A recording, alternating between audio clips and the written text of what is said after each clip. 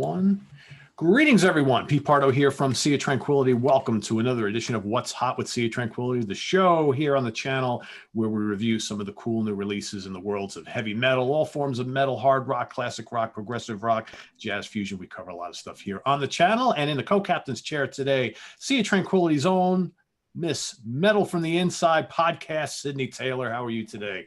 I am good, and I'm so happy to be here, especially with what we're discussing today. Well, I figure if I'm going to be talking about anything Alice Cooper related, I got to invite you on, right? I mean, that's your favorite guy of all time. I mean, makes perfect sense, right? We're all decked out in our Alice Cooper shirts, and we're talking about the new album today. So, Detroit Stories. This kind of like quietly came out, and now everybody's digging it. And I really appreciate these like older rockers who are giving us some new music here in this thing we call COVID-19, which totally sucks. And it's great to have really good music in this day and age right now. Yeah, absolutely. And I mean, I always, talk about it. I believe that this is Alice's 21st solo record, and I think 28th record overall. So I mean, he's been, you look at the longevity of his career, he's been making records for 50 years. And it's just, to me, it's just incredible that he's still putting out music. And I mean, we'll get into it in a little bit, but he's also worked with the original band and the original group. And just the fact that 50 years later, he's still putting out a new album and new music for us to listen to me is just absolutely incredible. So just so cool. Yeah, and what's really cool about this, there's a bunch of things really cool about this. It's a good rockin' record, but I think he really wanted to kind of go back to his roots and explore kind of like the early garage rock sounds of the early 70s in Detroit. I mean, it's called Detroit Stories for a reason. He's got Bob Ezrin back on board producing the album. Wayne Kramer from the MC5, for crying out loud, helping out with the songwriting and playing guitar. He's got a whole cast of characters on here. Joe Bonamassa and Mark Farner from Grand Funk Railroad and a bunch of dudes that have played with him over the last bunch of years.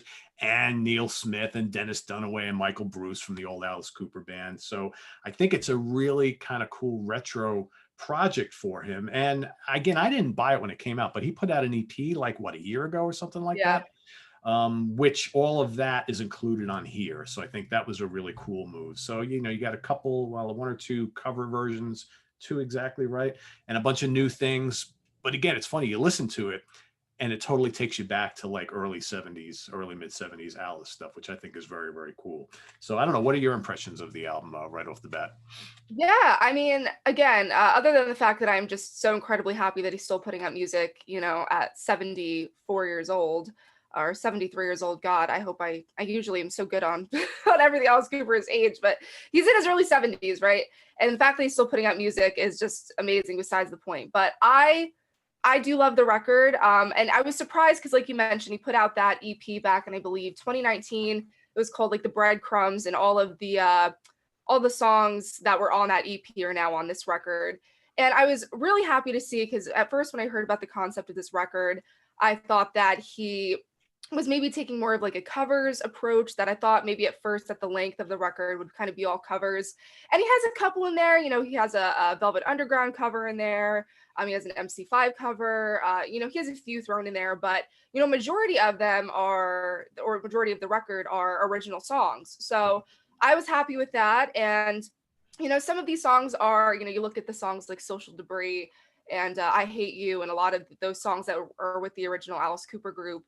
Those to me really kind of take me back to those, early records. And, he even has some songs on here that are a little out of what he normally does. I mean, they're like a little funky and a little like stuff that normally when I think of Alice Cooper, I wouldn't think of him doing, which is kind of refreshing that, again, 50 years later, he can pull stuff out of, his hat and kind of do something that we aren't expecting per se. So, I mean, first impressions, I really enjoyed it. I think it's a really fun album to just listen to and, kind of, again, like you said, take the listener back to the Alice Cooper roots, because I think a lot of people sometimes forget, they think of the Frank Zappa thing, they were in LA and, that was kind of the start of Alice Cooper, but they really got their start in Detroit and Michigan. And they wrote those first two big records, Love It to Death and Killer in Michigan. And although we kind of think of Frank Zappa immediately when you think of Alice Cooper and kind of the start, Detroit to me was kind of more so the start. So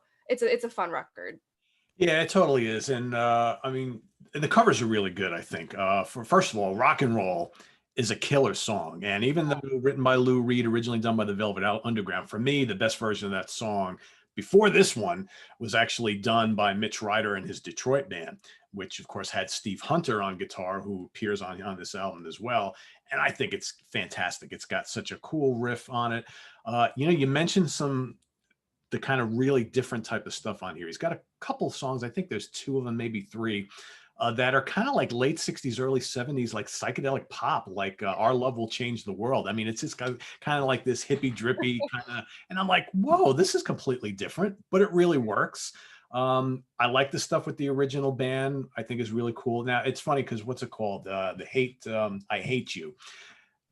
I'm not really big on the song itself because I think it's a little silly, but I think it was meant to be such. And I think it's really cool lyrically in that it pokes fun at that original band back when they really literally couldn't stand each other, right? So it allows them this opportunity to kind of get back at each other in a kind of fun way all these years later when, let be bygones be bygones. We're all friends again, sort of thing. So I think that's kind of fun. I think East Side Story, which is an old Bob Seger song, I think is done really, really well on here.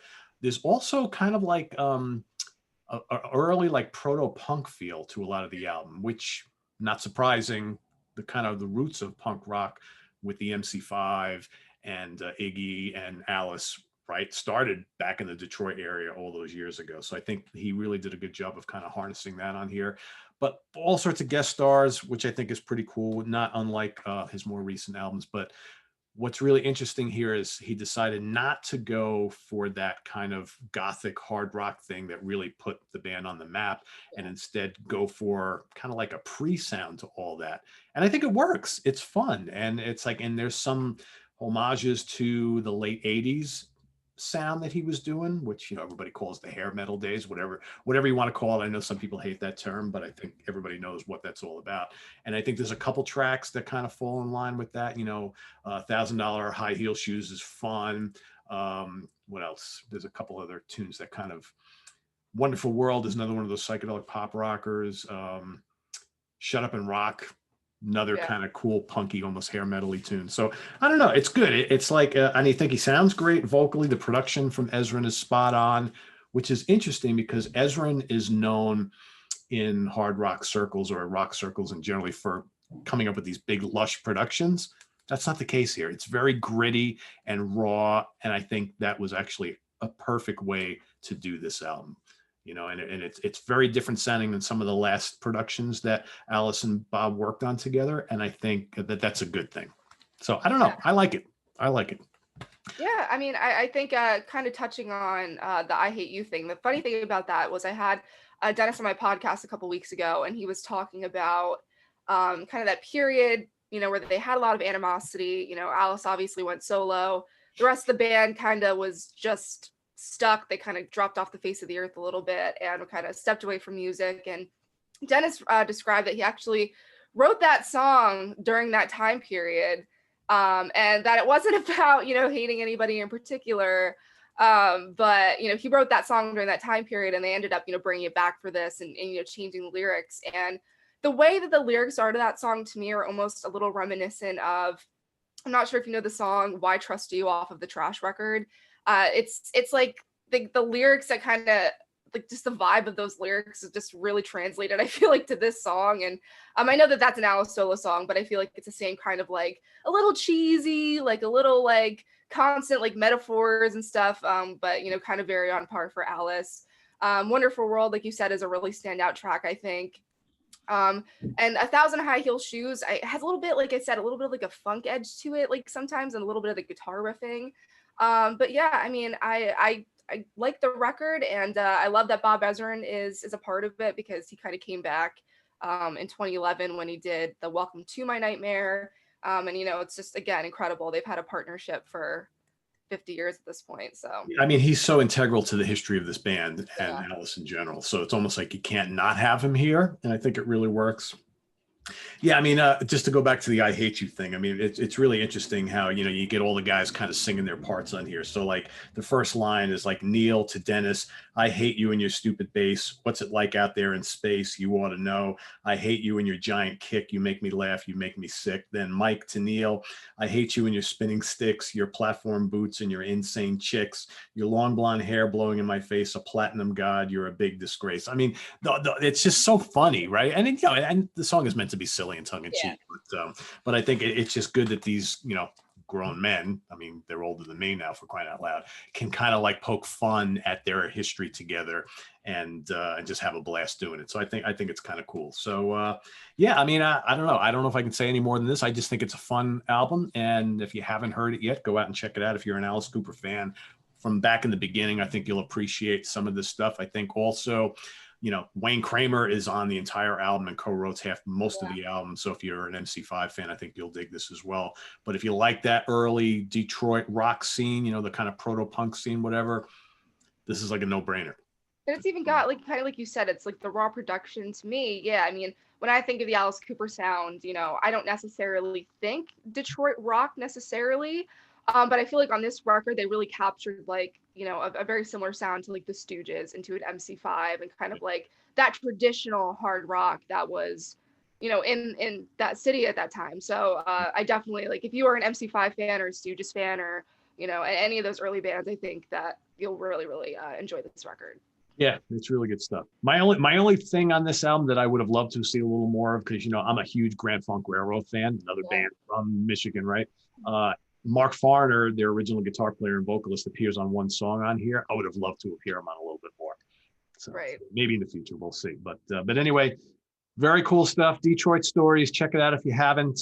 Visit us on the web at www.seatranquility.org. We're on Facebook. We're on Twitter. Of course, we're here on YouTube all the damn time. Sydney, you want to plug some stuff coming up on your podcast? Yeah, so as many of you guys know by now, as I've mentioned it about a trillion times, I have a podcast called Metal from the Inside. You can find it at www.metalfromtheinside.com. And I have some cool guests coming up. I'm speaking with Phil Suzanne today, who played with Ozzy, Vince Neil, Billy Idol, many people, speaking with a couple more people over the next week or two. And yeah, there's a lot of cool stuff coming up. So be sure to listen to the podcast. You can stream it wherever you listen to your podcasts. And you can also subscribe to our YouTube channel. So all the interviews are posted like for you to watch instead of just listen to on our YouTube channel as well. It's a little cool thing instead of just listening to the audio. So that's right. It's for people who just like to watch, because a lot of people like to watch, right? It's kind of cool to see the rock stars' faces, right? I mean, that's like that's a nice visual. So everybody go make sure you go give Sydney a like over on her various pages and channels there, and stay tuned because she's not going anywhere. So of course, you know what time of day it is. It's Dream Set List time. So Sydney and I will be right back with Dream Set List, of course, for Alice Cooper. We'll both be giving our Dream Set List. So stay tuned for that and more here on the channel. I am Pete Pardo for Sydney Taylor. See you real soon. Bye-bye.